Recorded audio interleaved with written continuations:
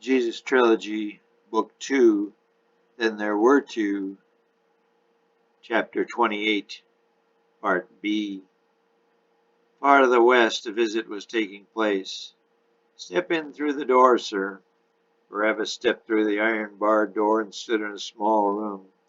Two guards in full body armor and armed with the Roman army issue spears stood at attention on either side of the next door, also heavily barred with iron. Seated at a small table in the center of the room was an officer in uniform but without armor.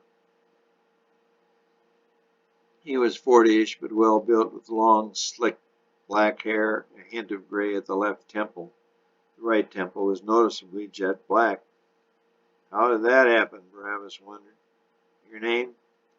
Barabbas. Place of residence? Nazareth. The officer scanned a piece of paper with his finger. He muttered. Where'd you say you're from? Nazareth. Please take a seat over there, Barabbas. Right. Please take a seat. I'll be right back. The officer motioned to the guard to unlock the back door. The officer went through it. In 5 minutes he returned. You sure you're not from Tyre? No, sir. Born and raised in Nazareth. Is there a problem, officer? The officer ignored his question. The sweat was beginning to run nervously down Barabbas' back. He hoped there was none on his forehead, but he was mistaken. A drop fell to his hand. He didn't dare wipe his brow. We have a list of subversives and terrorists who can't be allowed into the jail.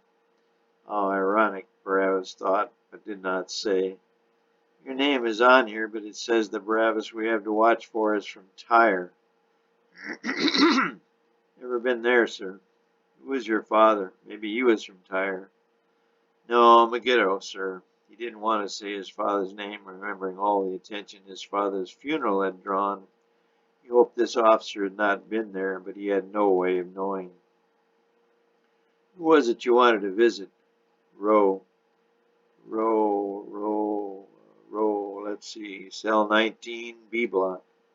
Which way is that, sir? What's your business? A friend? Cousin. That was the first lie he had told. He was still sweating profusely. He finally wiped his brow. Sure is warm in here. Yeah, this iron holds in a lot of the daytime heat. Barabbas for the first time noticed the officer was also sweating. He relaxed a bit. Sergeant, the officer ordered, take this man to cell 19B block. Yes, sir. The sergeant took a key ring from his pocket, unlocked the big iron door, and led Barabbas through the door.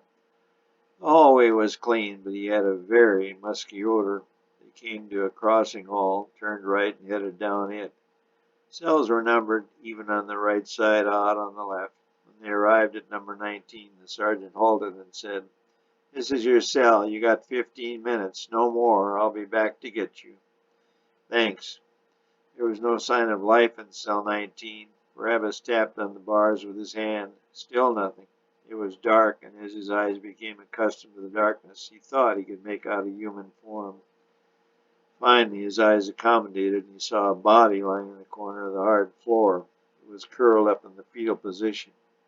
Row, he whispered. There was no movement. Row, he said louder now. Keep it quiet, pal, a voice came from across the hall in 18. A whistle followed. There was no light in the cell block save an oil lamp at each end of the hall. How do these guys tell if it's night or day? Barabbas wondered aloud. Row, he called again. Finally there was a stir. Row? Who's there? I already ate. Leave me alone. Row, it's me, Barabbas, Abel's son. I don't know, no. He squinted in the dim light, but something caught his eye. Barabbas was holding a 6-point pin, and it glared in Row's left eye. Is that you? Yes, it's me, Barabbas, the kid. He handed the 6-point pin to Row. Row squinted in the dark light. Yeah, it's genuine, all right, but anybody could have got this. You got to prove it to me. The 6 points had a code set up. Each member that there were 6 to start with was assigned a date as their code. It was the date each was initiated into the 6 points inner circle. Each of the 6 inner circle members knew all 6 of the dates. Only these 6 knew the dates, no one else. Not even the wives were given the code dates.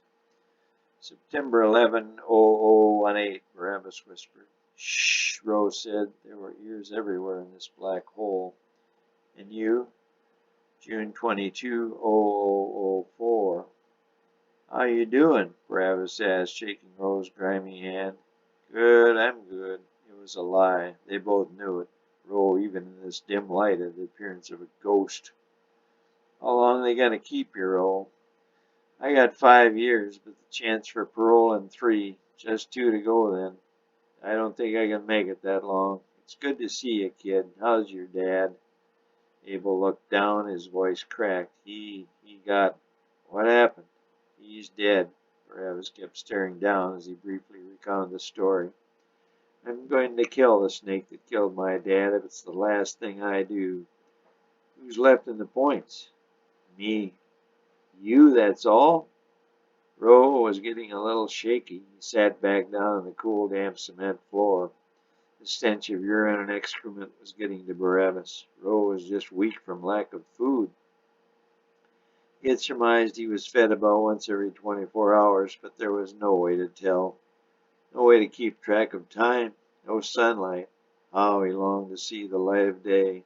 His eyes were so accustomed to darkness, he imagined himself to be like a cat. Any ideas, Ro? You, that's it? Well, there's old Uz. The outer circle and friends lay low, no activity. How about the weapon stash? I reckon old Uz has got 'em somewhere. Man, we gotta do something, rather you do.